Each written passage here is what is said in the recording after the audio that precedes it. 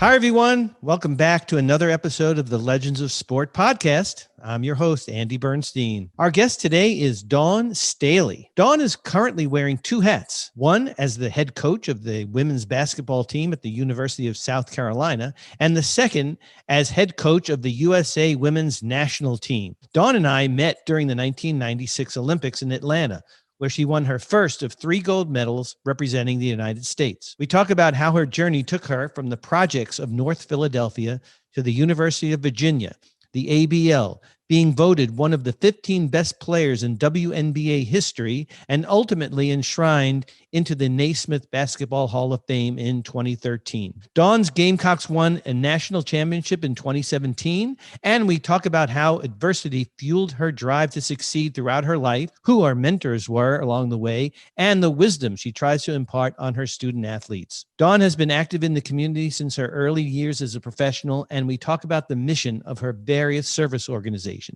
A really, really interesting person, and I think a really, really interesting podcast. So thanks, everybody, for tuning back in.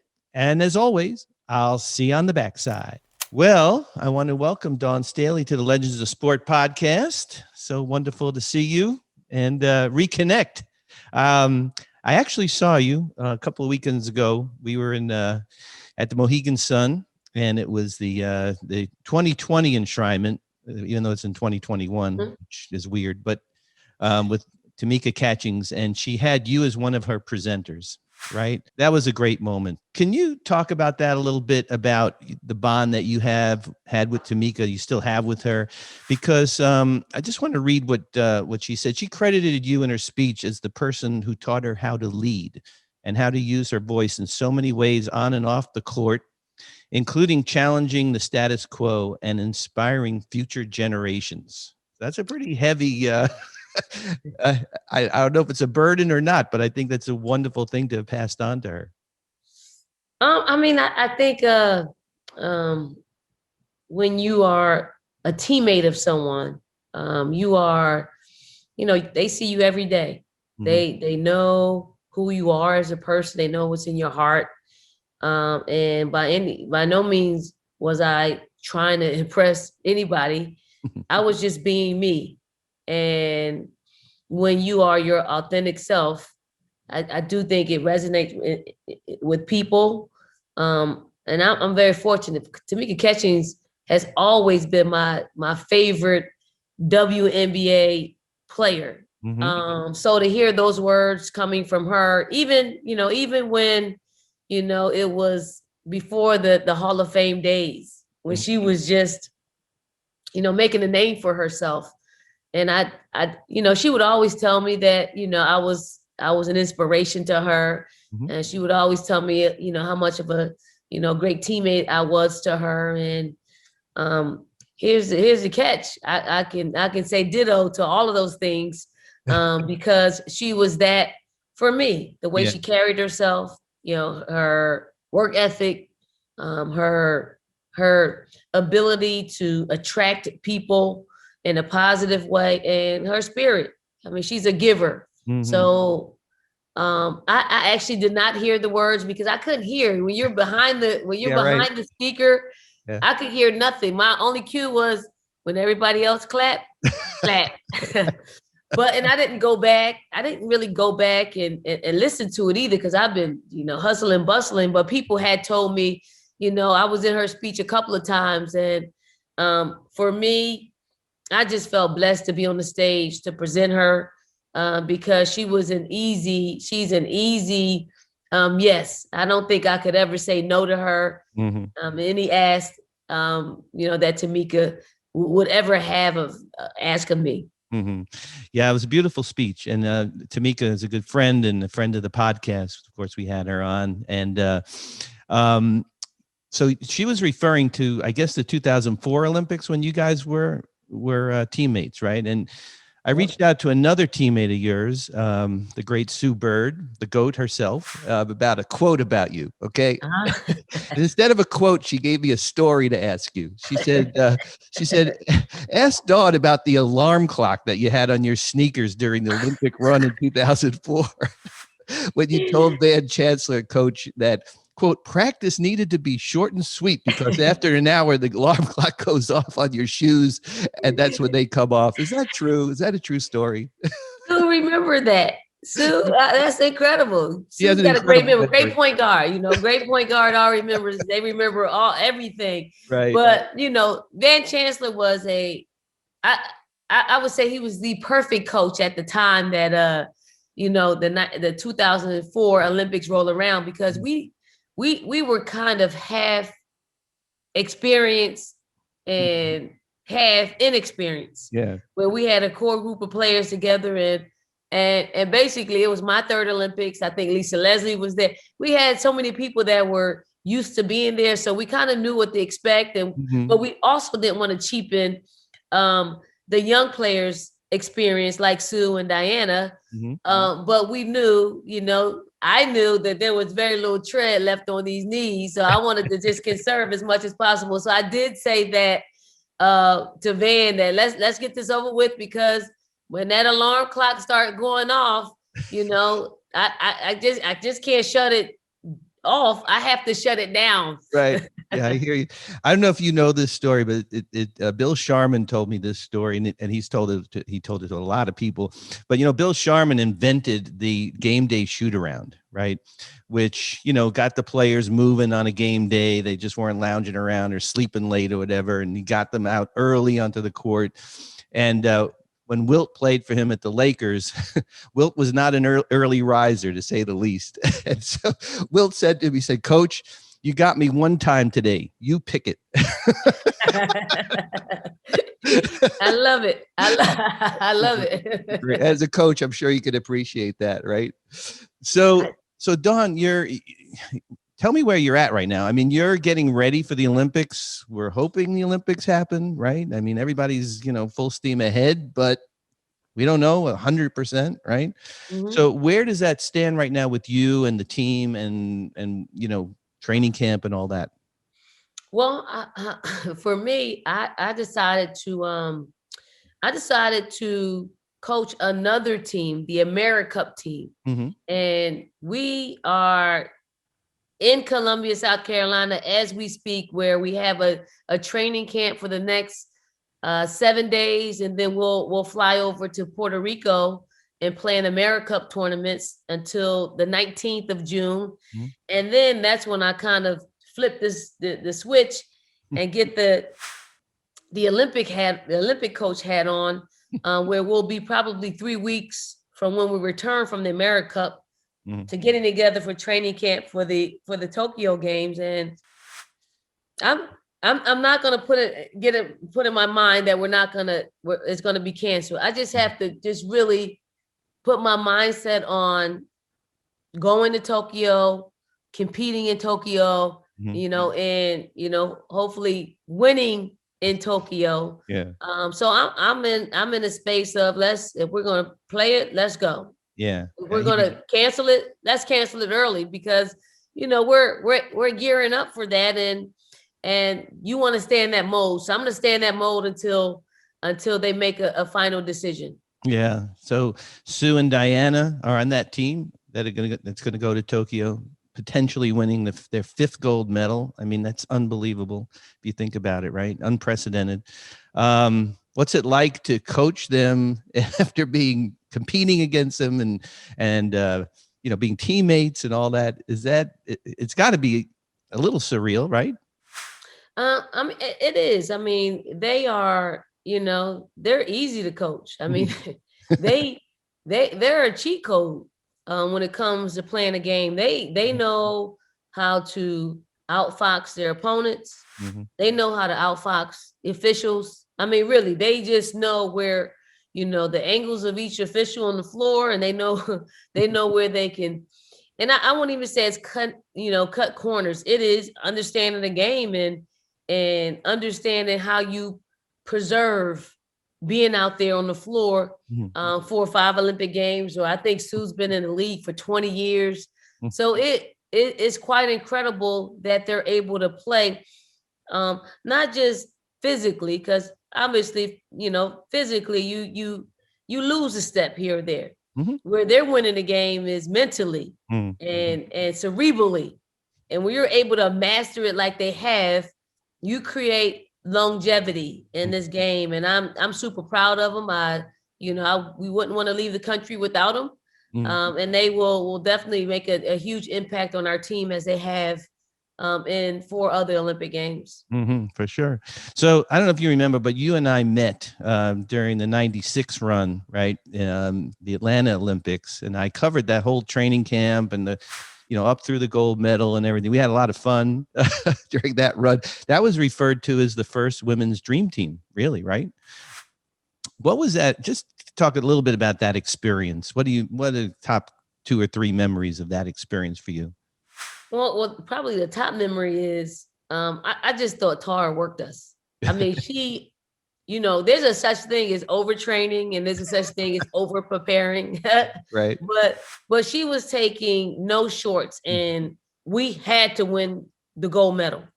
And she chose the way that she saw best for her, which was I would say it was a little bit unorthodox in that Tara chose herself as a sacrificial lamb, so to speak, in that she chose to separate herself, meaning not in a like a physical way, in a more mental and spiritual space, in that she made it super hard training that we only had to depend on ourselves to get through, not her. So she forced us to have chemistry because of her training style and her coaching style. Because I think she felt the pressure of not only winning the gold medal, but if you could remember, 2 women's professional leagues were birthed from our experience. So she felt some of that pressure to be successful. And she created that. But a sisterhood was developed and birthed from that experience. And if I had to do it all over again, could it be done differently? Obviously, but Tara chose it her way, and I can't fault her for doing it her way. And we won, and nobody came close to even competing to get a win in 1996. I think the closest was 18, if I'm not mistaken. And that's a pretty big margin. Yeah, and like you said, it set the stage for 2 professional leagues at the same time coming in, right? And I want to talk about, Don, go back to your history. We always like to find out where people came from, or our guests, what made them legends, right? So you grew up in North Philly. I have a daughter actually who lives in Philly. She went to school there. She went to UArts. She stayed in Philly. She loves Philly, right? Growing up in New York, we had family in Jersey, in New England, but I never went to Philly. Like Philly was like, I could have gone to like, the moon, but because we never went south, we went either west or north, I was a huge Rangers fan growing up. So the only thing I knew about Philly is that we hated the Flyers, So we've had other guests besides yourself from Philly. Most recently, Paul Westhead. Of course, we can think of Kobe, who's been on the show. Other greats like Hank Gathers, Bo Kimball, Earl Monroe, Rasheed Wallace, great coaches like Chuck Daly, Jim Lynam, Jack Ramsey. I mean, what is it about Philly? Okay, I've had this conversation with Jason Kidd and Gary Payton about Oakland. Okay, but what is it about Philly that sets that basketball, that brand of basketball apart? Especially in your sense, I want to talk more about coaching. Like, what came from Philly that made you a great coach? Well, in Philly, you have to understand that it's really just not a sport. It's a lifestyle. Yeah. Like, being around sports and the basketball, you had so much competition, but also so much love. Like, everybody wants everybody to do well in Philly, yet we want to outdo each other. But we want each other to do well. So we won't let each other fail. We'll just do enough to help them out, to keep the bragging rights and the pride going for whatever neighborhood that you represent. So in North Philly, we always feel like we had the best of the best. Yeah. And I'm sure West Philly and South Philly, they'll all say they had the best. But when you when you put us all together, I don't think there is another city that has produced what we produced in the basketball world, in the college ranks, in the pro ranks. So that is what is our separation. And that is what kind of allowed us to create some thick skin, because we were our worst critics and our biggest supporters. If you can balance that out, we could talk about each other, but surely we wouldn't let anybody else talk about us, anyone, like to this day, like I'm a part of this, it's called 12 Inches Over.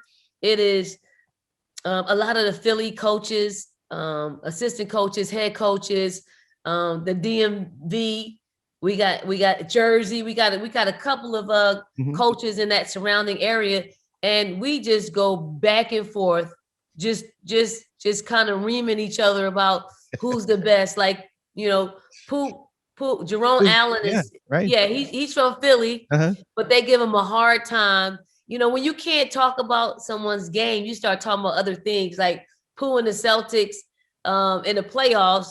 One of the coaches always talks about Pooh's pants. Like Pooh's got a European style. So, he's got, the shorter pants and the, nice shoes, and they ream him all the time about his outfits, because they know when he played the game, he was the very best at what he did. Yeah.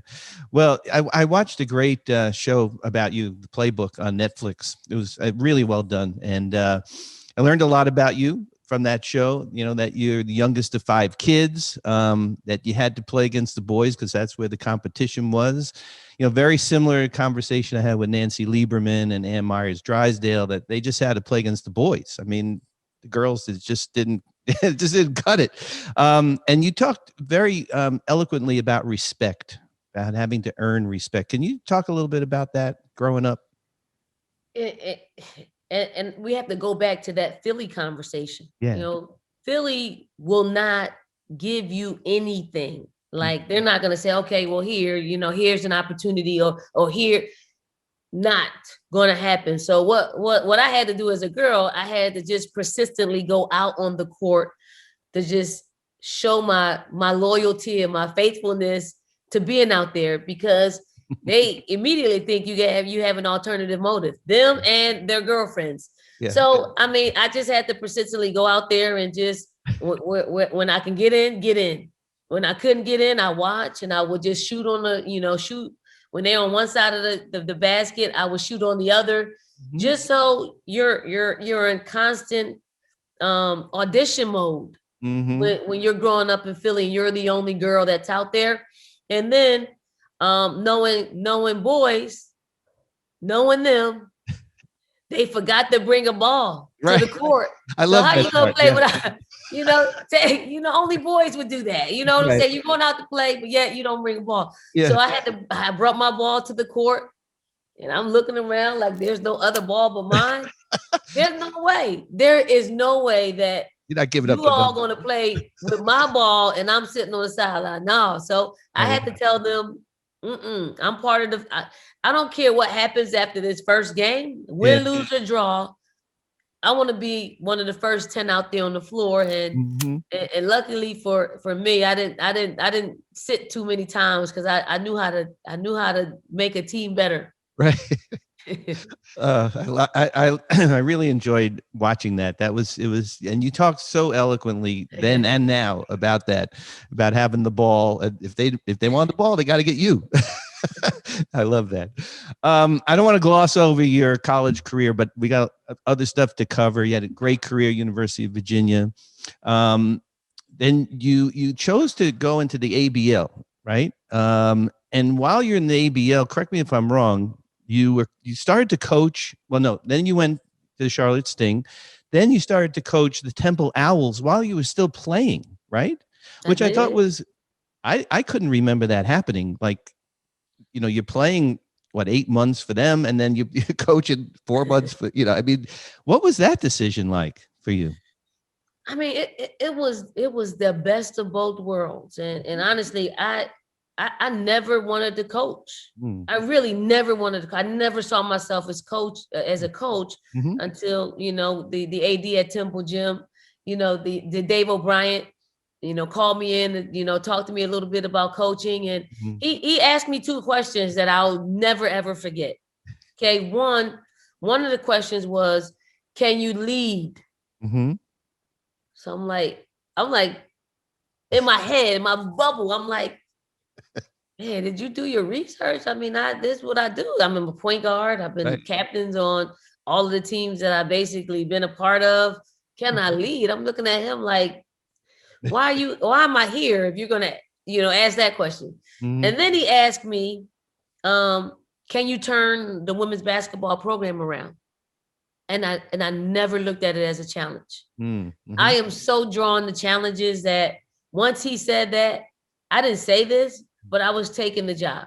And with no coaching experience, just just being a point guard.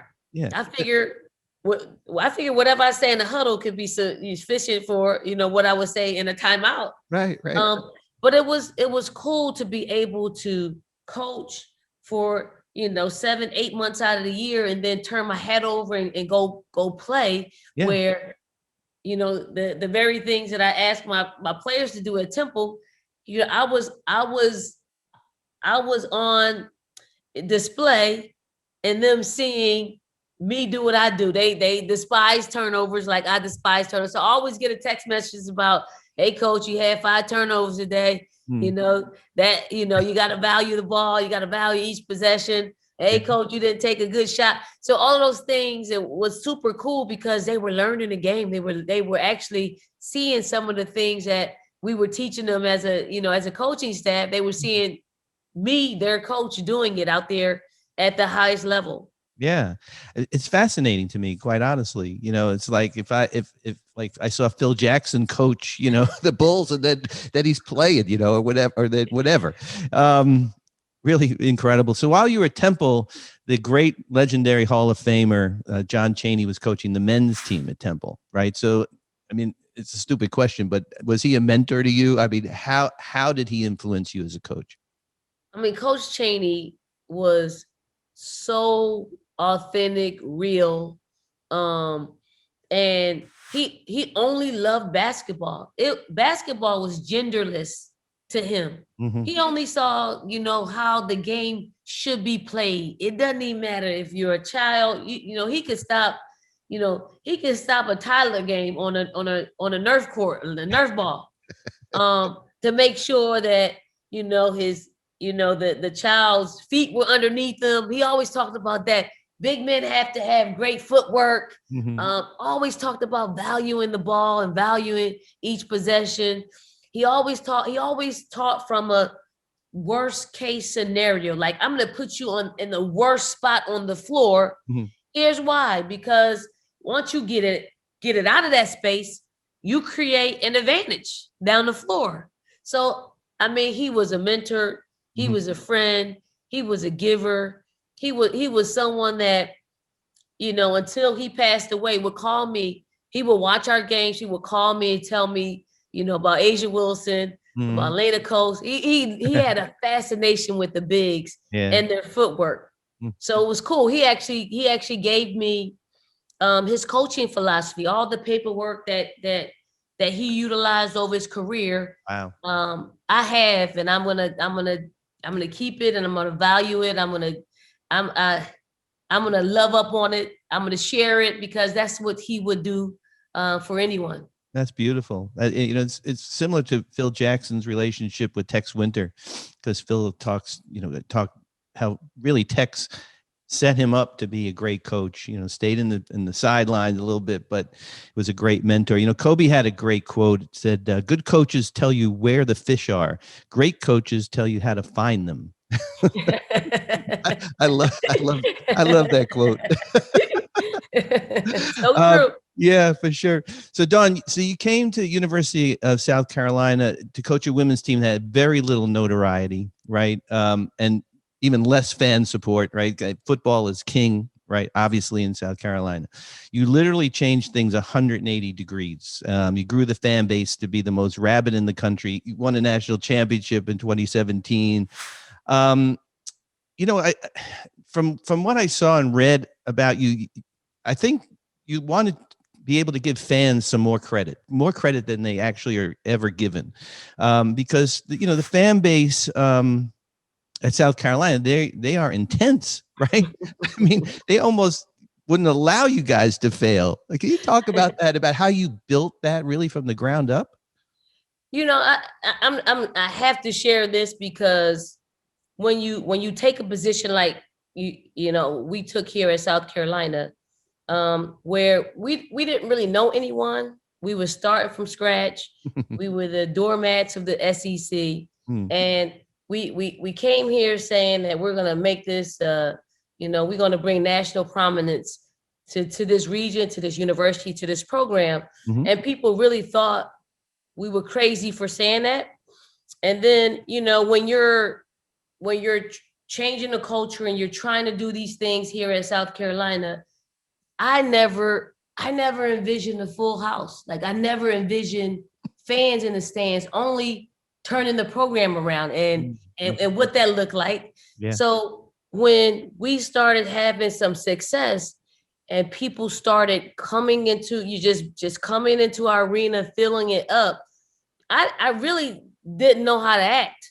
I really didn't know, because it's a difference for our players. It's a different atmosphere when you coach in front of 15,000 versus 1,500. It takes some adjusting, and our players had to adjust to it. So once I will say we mommed and popped it, meaning we would ask people to come. We would say, I remember there was a turning point. It was back in 2013, I want to say. I sat down with the marketing department as well as our associate, our sports supervisor, and they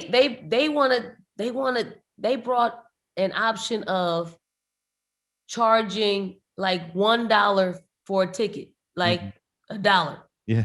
So I'm like, no, let's not cheapen our product that we're putting on the floor. But then our marketing guy, he came up with a cool idea.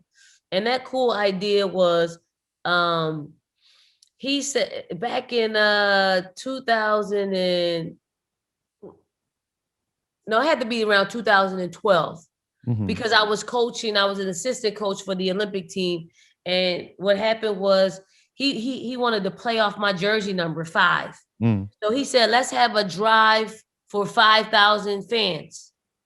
And we blew that out of the water. So it was a great marketing ploy to get people in. I think we ended up averaging about 6,800 fans that year. And then 2014, we got we had the number 2 recruiting class. So by then we were bringing in 5-digit crowds, 10,000 people at a time. And then, and that was Asia Wilson's from 2014 to 18. That's when we drew the largest amount of fans in the stands. And we had several sellouts, but we don't even call them fans. We call them FAMs, FAMS, because they're really a part of our family and our program, because they created that. We created, a good product. They created, what that product is going to play, the atmosphere the product was going to play in. Yeah. And, it's been a beautiful, awesome experience here at South Carolina because of the people. Yeah. Well, kudos to you for helping to build that really from the ground up in football country, by the way, which is not easy. So what did it feel like to see your player, Asia Wilson, first of all, first pick in the WNBA draft, rookie of the year, and then of course, MVP in 2020. You've talked about how like the players are kind of like your kids, how did that make you feel? I mean, I can only imagine, but I'd like to hear from you. I mean, when your players tell you what they want, like they have, like when we start recruiting them, Mm-hmm. Asia Wilson was seventh, eighth grade. She really didn't have any idea what she wanted to do, but so when she started really getting good at it and putting into basketball what she wanted to get out of it, Mm-hmm. she started formulating these goals, and one of them was, she wanted to be the top high school player in the country. She checked that off. She wanted to be the first pick in the 2018 draft. Check that off. So when they're able to start checking off lifelong dreams that they told you and we wrote down, and I'm able to check it off in the Asia Wilson page, it is a super proud moment, because young people don't always get what they want, and they don't always get what they work for one reason or another. But then you come across someone like Asia Wilson, who I think has favor, God's favor on her side when it comes to when it comes to the things that she wants. Not very many of us are able to feel that favor, but when you do, it has other people scratching their heads like, how does that happen? And for her family, they've done things the right way, like the right way. And I'm so happy for them, because a lot of people would want to shortchange the process and get there quicker than they should get there. When you trust the process, you'll have longevity, over the long haul. Yeah. Versus forcing it where, sometimes you're there short-lived, and that's not what you want. But, I'll come across some players that will want to take the short route, and the short route means you stay there shorter. The long route, could possibly end up, having a long story career. But Asia Wilson is that, because she does it the right way. Right.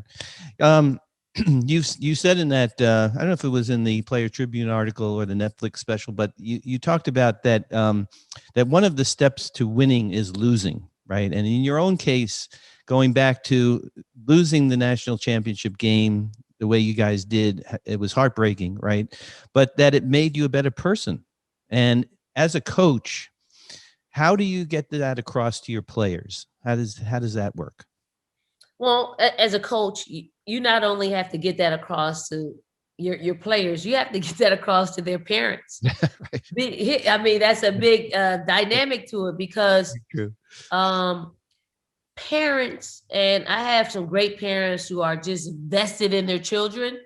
And I do think sometimes they think that the trajectory of success is just always upward.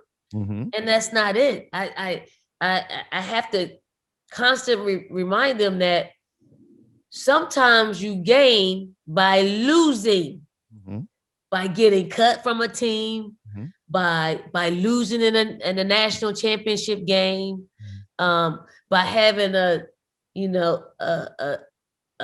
slumping sophomore season, or just having a bad week. It's part of your journey, and adversity is the very thing that allows you to grow, or it will stunt your growth. So I am, and to me, I'm a better coach when I'm coaching someone that's coming off of a failure or a shortcoming, because I know all the right things to say to them, because I've been there before. Like if you look at my career, you will probably only point out all the good. You won't point out that I got cut in the 1992 Olympics, the Olympic trials. You won't point out that I didn't win a national championship in college. You won't point out all of these crossroads in my life, because what I've done is I've hurdled the obstacles, and I just got to the other side, and whatever came, I dealt with. So, for young people, they don't get it. We're in an era where it's instant gratification. It is, I want it here, I want it now, and I want.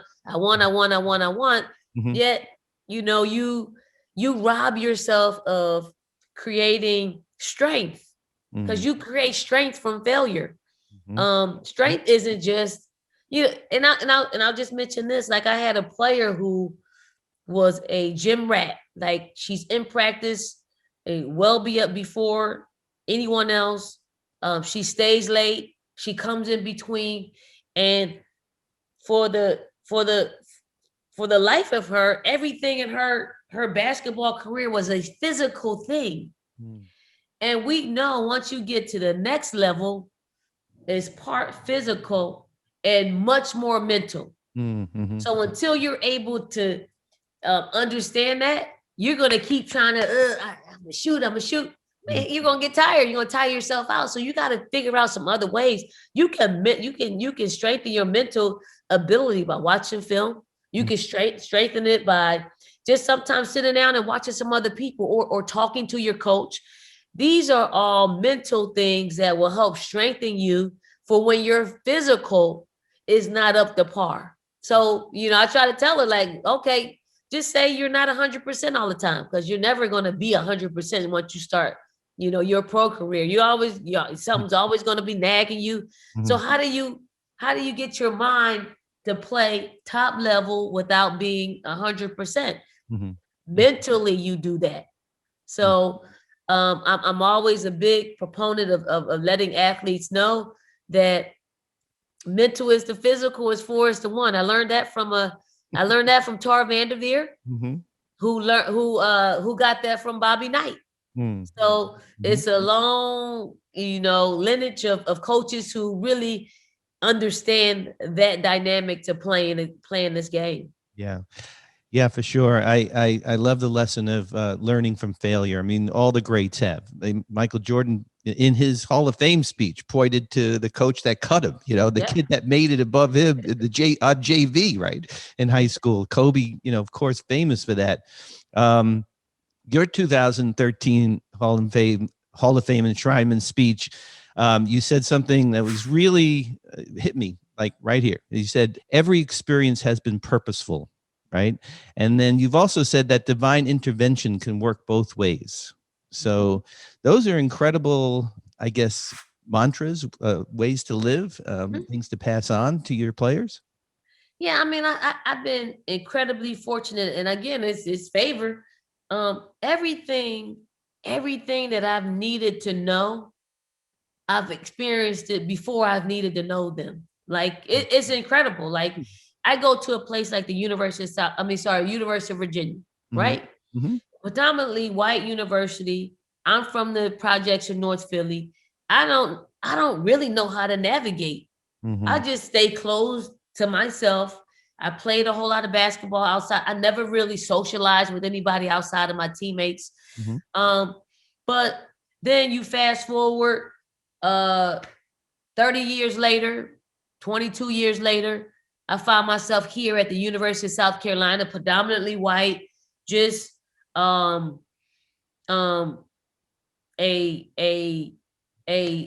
racial, just historically speaking, state. I'm one of 2 Black head coaches.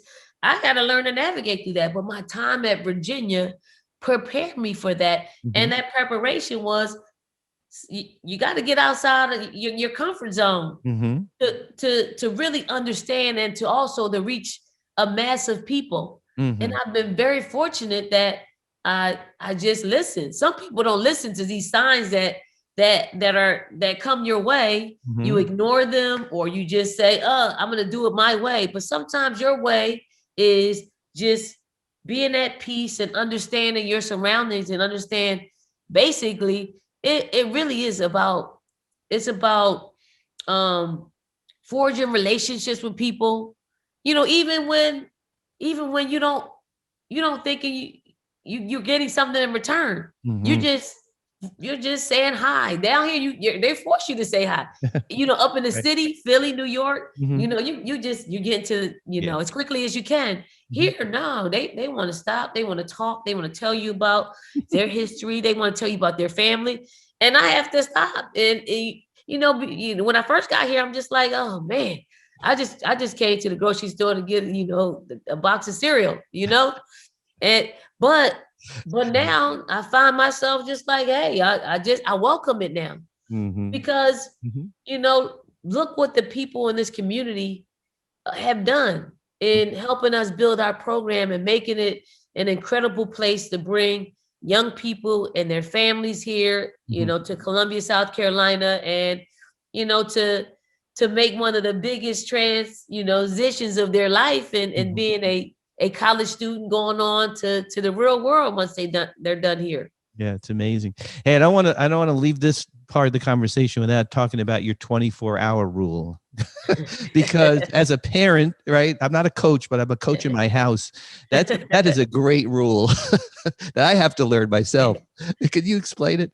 Yeah, it's super cool. Like I've been around competitive people all of my life.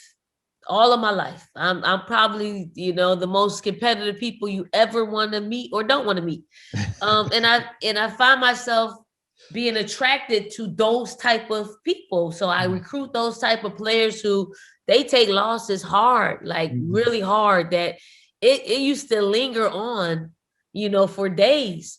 Whereas I'm like, I have to do something because we're missing opportunities to continue to win and be successful because we're wallowing in this sorrow of defeat.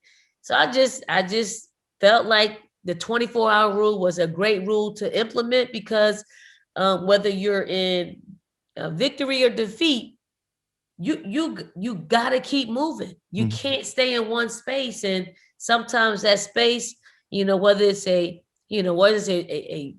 big loss against, just say UConn, or a big win against UConn. You can't stay in that moment, or else your next opponent is going to be right there waiting on you to spoil a big win or add to those defeats. Right. I hear you. Don, I'm trying to be respectful of your time. I got so much to ask you, but I want to ask you two more things, or 2.5 more things. I want to talk about social justice issues, specifically your Players Tribune article that you wrote in 2020, almost a year ago. And the title was Black People Are Tired, right? It's incredibly powerful. I sensed a tremendous frustration that you had, as well, all of us had, that things have not changed. So now that we've gone through the election, we have a new administration. Are you hopeful that things are going to get better? One of the themes of your article was about voting, that's how we can change things. So the country has made a statement. Some people don't believe it, but most of us do, right? How are you feeling optimistic right now?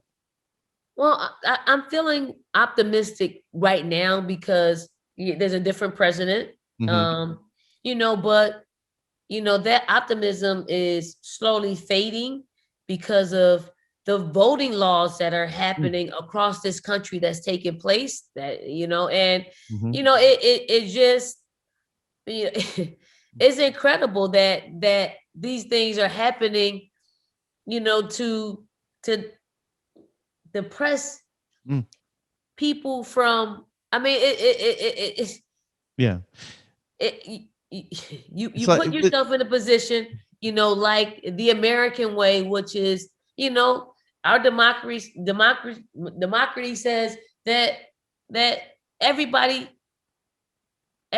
who is of legal age and could vote.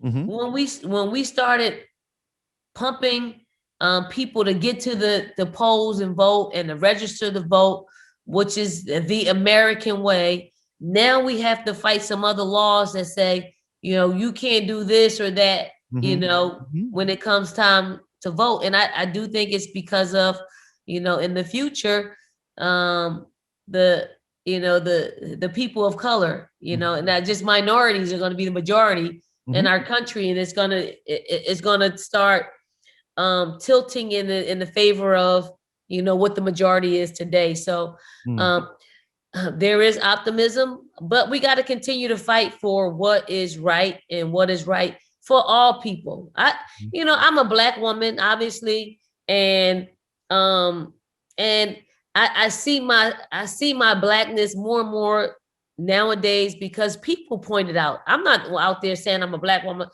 No, people are the ones that are pointing out. If I say something like, We had 2 Black women in the Final Four, which has never been done. 2 Black women in the final SEC tournament this year. And people often, if I promote that, people often say, why can't it just be 2, great coaches? Well, it still can be 2 great coaches, but when it's historical, we should give the flowers while people can smell them, because it hasn't been that. We're in 2021. If we're celebrating that 2 Black women in the Final Four, 2 Black women in the SEC tournament championship game, somewhere there have been some failures. That means that Black women aren't getting the opportunity. Black men aren't getting the opportunity to be there. So let's celebrate it. Let's see if we can get more there, because that's been the norm, to have it, unlike what it was this year. That's the norm. And why can't what happened this year be the norm, where everybody's represented in that way? So yeah, we got a long way to go, but progress is being made. Yeah, I hear you. I want to talk about your foundation, because I know that's really important to you, and it's part of you. It's your mission. Can you talk about the Dawn Staley Foundation, and also which you established way back in 1996, by the way, and your work with Inner Soul and other organizations? Well, the Dawn Staley Foundation is not functioning as we speak. One, and it hasn't in a couple of years. Because when I moved down to South Carolina, we survived maybe a year or two, because in 2008, that's when everything went crashing down, and we stayed afloat for another year. But it was hard with me being in South Carolina and it still going on in Philadelphia. I just didn't have the personnel to continue that. Right. So what I did was, we're still with Inner Soul. We're still servicing children that grew up like I grew up. Like, we service homeless children who are in need, and what we do is we give them a new pair of sneakers through the school system. So we talk to the social workers, we talk to the school nurses. Those are the people who are really have that relationship and that interaction with the people that we serve. But we also started a Educate My Soul initiative with elementary school and elementary schools, where down here in South Carolina, we have what is called MAP testing. So you have to pass a test to get to the next grade, or else you get left behind. So we go into underperforming elementary schools, and we created this Educate My Soul program, which is, there are competitions we start in the second grade, second, third, fourth, and fifth. So all those classes within those grades, we implemented this program that measures these variables: reading, class attendance, behavior, physical fitness, and did I say attendance? Yeah. Behavior. So each grading period, each group of classes, they're in competition. So whatever class grades highest out of all of them, we take 120 pairs of sneakers each grading period. And I'm not talking about, and there's nothing against Target or anything, but we take the Kobe's, we take the KD's, we take the Jordans. Yeah. Those are the type of sneakers that we give out, because we want them to really instill these variables in their lives, because these are the very things that will allow them to grow, not only to get to the next grade in elementary, but hopefully the higher education. Well, keep it going, Don. That's amazing. It's great work you're doing down there. The last thing I want to ask you, okay, is if you have a personal memory of a fellow Philadelphian, the great Kobe Bryant, anything personal that you could share with it? I mean, it doesn't have to be personal, but a memory, a story, some kind of mentorship, anything. Well, Kobe and I, when he was at Lower Merion as a junior, we used to come up to St. Joe's where the Sixers used to practice. And he would get in the drills, and I know that's probably not, that's probably tampering a little bit, but John Lucas is one that he just wants people to get better. So, it's not only did he have Kobe getting out and doing the drills and playing pickup, he had me. I used to wait there after the Sixers were done. I would get my workout in because I was training for the Olympics. And then, John Lucas used to see me there, and he was like, what are you doing here? You're supposed to be with the Olympic team or the national team. Yeah. And I told him that, I got a knee injury, and John Lucas flew me down to see Dr. Andrews in Birmingham, Alabama, just because he wanted to make sure I got to the best. Wow. But I say that to say that Kobe Bryant, when we used to be at St. Joe's, he fit in as a junior in high school. Like, he was Kobe Bryant, like unafraid of anything. I belong here. If I make a mistake, my chest is still up and high. And he had this air about him to know that he was going to be great. And he would let you know as a junior, this is where he belongs, playing in the league. And it may not be with the Sixers, but he's going to be in the league. Yeah, he had that Philly swagger, even though he didn't really grow up in Philly. He didn't get there till high school, but he had that Philly thing going, man. His dad was born with it.